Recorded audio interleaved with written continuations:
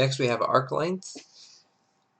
Arc length, L equals the integral from alpha to beta of the square root of dx dt squared plus dy dt squared dt. So this kind of looks like the formula that we've used previously for arc length when we developed arc length with a y equals f of x function. Now, instead of having x as our independent variable, our t is our independent variable, and you can kind of imagine this to be using the distance formula again, where we have our rate of change of the x squared plus our rate of change of the y squared all into the square root. And that's kind of what it is. So we're going to use that formula to find the arc length of this parametric equation, x equals cosine t, y equals sine t.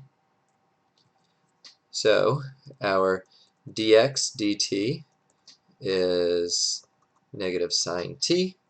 Our dy dt equals cosine t. And then our arc length is the integral from 0 to 2 pi of the square root of negative sine t squared plus cosine of t squared dt.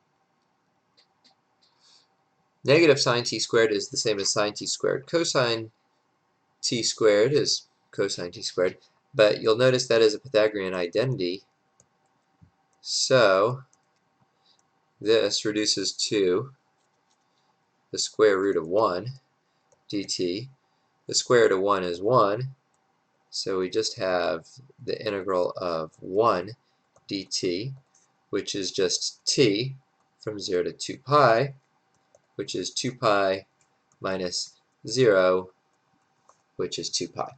Now, if you remember, this is the very first problem, well, the second problem that we looked at and graphed.